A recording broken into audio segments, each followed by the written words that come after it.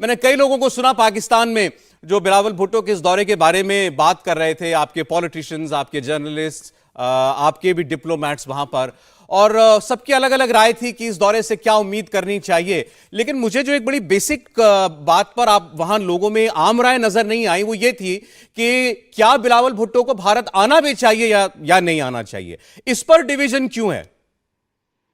हालांकि अब वो आ देखिए गए इस हैं। पे बिल्कुल ऐसा है, लेकिन बहुत से लोग इस बात को पसंद कर रहे हैं। लेकिन जाहिर है कि अपोजिशन जो है, खास तौर पर इमरान खान की पार्टी, वो तो यही कहेगी कि नहीं जाना चाहिए था। और अगर वो ना गए होते तो ये कहते कि जाना चाहिए था। उन्होंने तो हर हाल में उल्टी ही बात करनी है।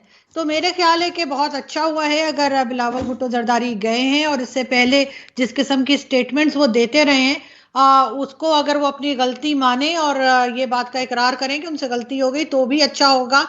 इस वक्त भारत को इतनी जरूरत नहीं है जितनी पाकिस्तान को भारत की जरूरत है। तो मेरा ख्याल है कि इस रीजन के लिए और पाकिस्तान के लिए इनको थोड़ी देर के लिए सही, लेकिन मुल्क का सोचना चाहिए और टर्म्स को बेहतर करने की कोशिश करनी चाहिए। आज उनको डिनर पे भी इनवाइट किया गया है, जो कि इंडियन फॉरेन मिनिस्टर होस्ट कर रहे हैं।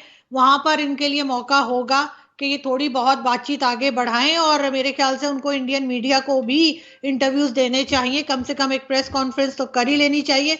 थोड़े टफ क्वेश्चंस हो सकता है फेस करने पड़े, लेकिन वो उनके लिए अच्छा होगा। वो अभी बिल्कुल फर्स्ट टाइम फॉरेन मिनिस्टर बने, तो इस तरह की चीज उनको आगे बढ़ने में मदद देगी।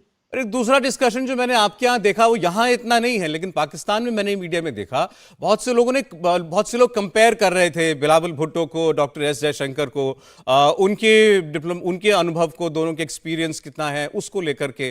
तो क्या तुलना चल रही है?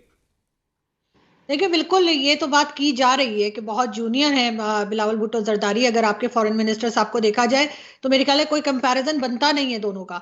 ये जरूर है कि बिलावल भुट्टो जरदारी को उनसे बहुत कुछ सीखने की जरूरत है। और वो उनके सीनियर हैं, तो मेरे ख्याल है इतनी तो उनकी एज नहीं जितना डॉक्टर जयशंकर का एक्सपीरियंस है।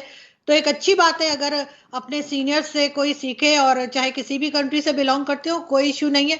तो लोग इस बात को अच्छे में ही ले रहे हैं, ज्यादातर लोग पॉजिटिव बात कर रहे हैं और खुशी दिखा रहे हैं कि बिलावल भुट्टो जरदारी जो है वो, आपको खुद बिलावल साहब के चेहरे से भी पता लग रहा होगा कि वो कोई जबरदस्ती या जैसे कहते हैं कि भेजे नहीं गए, बल्कि खुशी खुशी गए। और कोई अच्छी बात करके आए तो अच्छा होगा दोनों ही कंट्रीज के लिए। चलिए ठीक, आपने कहा आपके यहाँ पर इस वक्त जो अपोजिशन है यानी इमरान खान की पार्टी, उससे ताल्लुक रखते हैं अब्दुल समद याकूब साहब, कि वो लोग कह रहे हैं कि नहीं जाना चाहिए था, बिलावल साहब को नहीं आना चाहिए था। बहरहाल वो आए हैं। याकूब साहब, क्या प्रॉब्लम है बिलावल साहब की इस विजिट से आपकी पार्टी को, इमरान खान साहब को? देखें, हमें तो कोई प्रॉब्लम नहीं है। एससीओ की मीटिंग्स जो हैं वो किसी भी प्लेस पे हो सकती थी। इस वक्त इंडिया होस्ट कर रहा है उसको। लेकिन अभी आपने बड़ा एक वैलिड पॉइंट उठाया। कंपैरिजन की बात कर रहे थे, कंपैरिजन बनता नहीं है। ये तो मैं अगर कोई बात करूंगा तो बड़ी अपने आप को शर्मिंदा करने वाली बात है कि एस जे शंकर का कंपैरिजन आप कर रहे हैं बिलावल भुट्टो से। बिलावल भुट्टो जब वजीर खारजा बने हैं तो उनकी ख्वाहिश ये थी कि मेरे नाना वजीर खारजा बने थे तो मैं भी वजीर खारजा बनूंगा। फिर अभी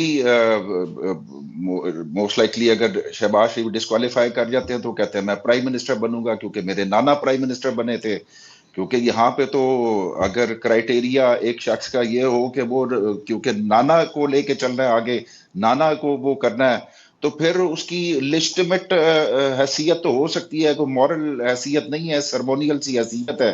वो वहां पे जाके मैं अब शुक्र है कि बायलैटरल कोई मीटिंग नहीं है, लेकिन किस तरीके से डॉक्टर एस जे शंकर जो इतने एस्टीम्ड, इतने एक्सपीरियंस, जिनकी लाइफ जो है कोई 40 साल जो है वो गुजरी है फॉरेन अफेयर्स में और फॉरेन अफेयर्स को डील करते हुए, तो वो तो खुद भी एक ऐसे शख्स को सामने बिठा के तो क्या फील करेंगे कि जो सिर्फ आई मीन जिसने जिंदगी में कोई जॉब नहीं की, जिंदगी में कभी कोई काम नहीं किया, और वो एक वसीयत पे चेयरमैन बना दिया गया हो।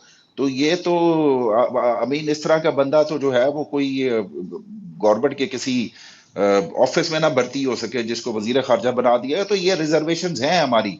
बहरहाल apart from all these reservations, अगर वो वजीर खारजा बन ही गए तो उन्होंने तो कोई पॉलिसी नहीं डिसाइड कर दी या क्राफ्ट कर दी पॉलिसी के वो इंडिया जाके तो वो कहेंगे कि जी मैं चाहता हूं या मेरे कहने से कोई आपके और मेरे दरमियान में ताल्लुकात जो है उसमें मैं कोई रोल प्ले कर सकता हूँ, तो सर्मोनियल हैसियत से ज्यादा उनकी कोई हैसियत नहीं। इंडिया टीवी हर वक्त हर जगह डाउनलोड करने के लिए सर्च करें India TV news Google play store या ऐप स्टोर पर।